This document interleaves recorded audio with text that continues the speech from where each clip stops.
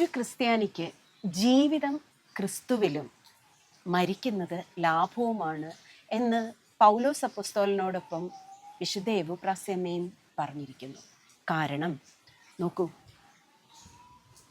പ്രലോഭനങ്ങളിൽ അകപ്പെടാതിരിക്കാനുള്ള പ്രാർത്ഥനയും സഹനവും അതത്രേ ക്രിസ്തീയ ജീവിതം.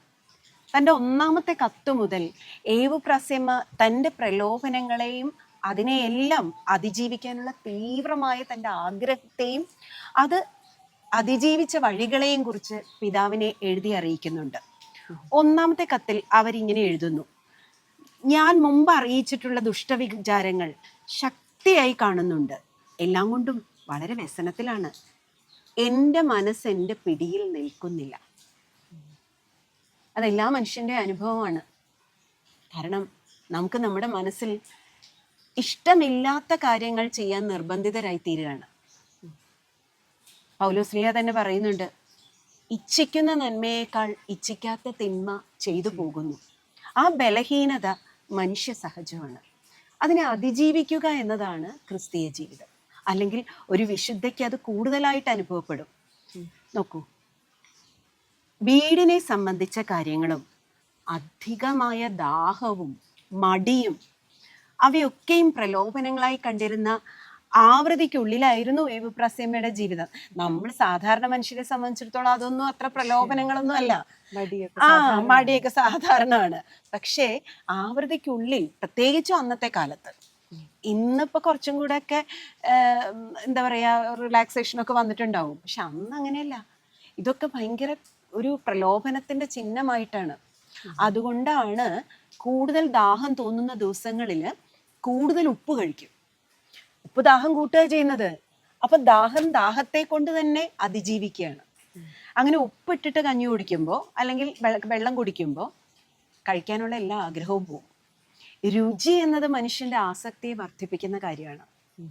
ഈ ആസക്തിയുടെ ഫലമാണ് മരണമെന്ന് മഹാഭാരത ദർശനവും കൂടെ ഉണ്ട്. നമ്മൾ ഭാരതീയർക്ക് അത് കൃത്യമായിട്ട് അറിയാം. അപ്പം ഈ ആസക്തികളെ അതിജീവിക്കുമ്പോൾ അതിൽ ചെറിയ കാര്യങ്ങളാണ് നമ്മൾ ശ്രദ്ധിക്കുക. മനസ്സിലായോ? അപ്പോൾ ഈ ഉപ്പിട്ട് കഞ്ഞിയോടി നമുക്ക് ഇപ്പൊ ഇന്ന് കേൾക്കുമ്പോൾ അത് ഭയങ്കര നിസ്സാര കാര്യമാണെന്ന് തോന്നും, അല്ലെങ്കിൽ എന്ത് പ്രാന്തായി കാണിച്ചതെന്ന് തോന്നും.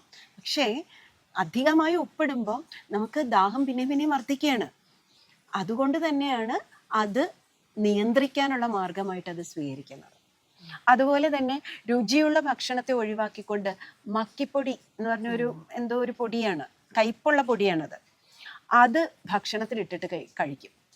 അപ്പോൾ കറിയുടെ രുചിയും കഞ്ഞിയുടെ രുചിയും ഒന്നും അറിയില്ല. രുചി അറിയാത്തത് കൊണ്ട് തന്നെ വിശപ്പടങ്ങും. വിശപ്പിനെ ഉണർത്തുന്ന ഏറ്റവും പ്രധാനപ്പെട്ട ഘടകമാണ് രുചി. ആസക്തിയുടെ ഒരു ചെറിയ രൂപം തന്നെയാണത്. അപ്പൊ നമ്മള് അസുര സ്വഭാവത്തെ കുറിച്ച് നമ്മൾ പഠിക്കുമ്പം പറയുന്നുണ്ട്, ഭക്ഷണത്തിനോടുള്ള അമിതമായ ആസക്തി അല്ലേ. അപ്പം ഇതിന്റെ ഒരു ചെറിയ രൂപം മനുഷ്യ സ്വഭാവത്തിലുണ്ട്. നമുക്ക് നല്ല മണമൊക്കെ വരുമ്പോൾ ഭക്ഷണം കഴിക്കണമെന്നൊരു തോന്നലുണ്ടാവും. അപ്പൊ അതിനെ അതിജീവിക്കാനായിട്ട് രുചി കെടുത്തിക്കളയുക. അതുപോലെ തന്നെയാണ് നമ്മളിവിടെ കാണുന്നുണ്ടല്ലോ, എന്താണ് വീടിനെ സംബന്ധിച്ചത്. ഒരു കന്യാസ്ത്രീയെ സംബന്ധിച്ചിടത്തോളം വീട് എന്ന് പറയുന്നത് ഒരു അന്യഗ്രഹമാണ്. അത് വിട്ടുപോകുന്ന ഇടമാണ്. അതിനെക്കുറിച്ചോ അതിൻ്റെ ബാധ്യതകളെക്കുറിച്ചോ അവിടെയുള്ള വ്യക്തികളുടെ മാത്രം പ്രശ്നങ്ങളെക്കുറിച്ചോ ഓർത്ത് കരയുക എന്ന് പറയുന്നത് അത് ചിന്തിക്കാൻ പറ്റുന്ന കാര്യമല്ല. മനസ്സിലായോ? അതുകൊണ്ടാണ് അത് പ്രലോഭനമായി മാറുന്നത്. ആ പ്രലോഭനങ്ങളെ മാത്രമല്ല കേട്ടോ, ലൗകികമായ എല്ലാ പ്രലോഭനങ്ങളെയും അതിജീവിക്കുന്നതിന്, മനുഷ്യ സഹജമായ പ്രലോഭനങ്ങൾ വരുമ്പോൾ അതിനെയൊക്കെ അതിജീവിക്കാനായിട്ട് കുരിശിത രൂപം മുറുക്കെ പിടിക്കും. അതാണ് ചെയ്തിരുന്നത്. ഈശോയുടെ തിരുഹൃദയത്തോട് ചേർന്ന് നിന്നുകൊണ്ടാണ് അതിനെ അതിജീവിക്കുന്നത്.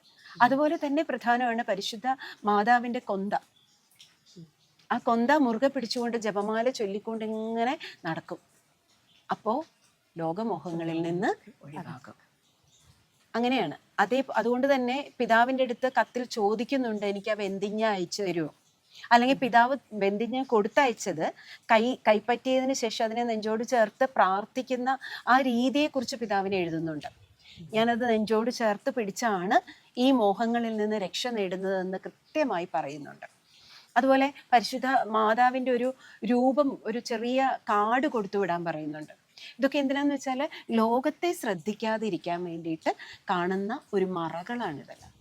ശരിക്കും പറഞ്ഞാൽ ആ രൂപമോ ഒന്നുമല്ല, അതിനപ്പുറത്തുള്ള ക്രിസ്തുവിൻ്റെ ആ വ്രണിത രൂപമാണ്.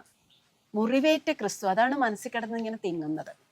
ആ മുറിവേറ്റ ക്രിസ്തു ഇടയ്ക്കിടയ്ക്ക് പ്രത്യക്ഷപ്പെട്ട് ഇടയ്ക്കിടയ്ക്ക് ദർശനം കൊടുത്ത് തന്നെ അമ്മയുടെ അടുത്ത് പറയുമായിരുന്നു, ഞാൻ അന്ന് മുറിവേറ്റപ്പോൾ അനുഭവിച്ചതിനേക്കാൾ വേദന ഇന്ന് ഈ മനുഷ്യരുടെ പാപം കൊണ്ട് അനുഭവിക്കുന്നു. നമ്മളും ഓർത്തു നോക്കുക, മനുഷ്യൻ്റെ പാപങ്ങൾ ആ മുറിവുകളിൽ മുള്ളു വെക്കുന്നത് പോലെയാണ്. ക്രിസ്തുവിൻ്റെ തിരുമുടി എന്ന് നമ്മൾ പറയും, മുൾമുടിയാണത്. ആ മുൾമുടി വീണ്ടും വീണ്ടും വീണ്ടും ആഴ്ത്തി അമർത്താൻ നമ്മളുടെ ഓരോ കുഞ്ഞു കുഞ്ഞു പാപങ്ങൾക്കും കഴിയും. അതുകൊണ്ട് പ്രിയപ്പെട്ടവരെ, പാപത്തിൽ നിന്നൊഴിഞ്ഞ് പ്രലോഭനങ്ങളിൽ നിന്നകന്ന് ഏവപ്രാസ്യമ്മയുടെ കൂടെ ആ കത്തുകളിലൂടെ സഞ്ചരിച്ച് നമുക്കും കൈപിടിച്ച് ആ സ്വർഗീയമായ വിശുദ്ധിയിലേക്ക് കടക്കാം. അതുപോലെ തന്നെ അമ്മ പ്രാർത്ഥിക്കുന്നുണ്ട്. അമ്മ ഈ കത്തിൽ പറയുന്നുണ്ട്, എൻ്റെ നല്ല തമ്പുരാനെ, എൻ്റെ കുഞ്ഞു പാപങ്ങൾ കൊണ്ട് പോലും വേദനിപ്പിക്കാതിരിക്കാൻ.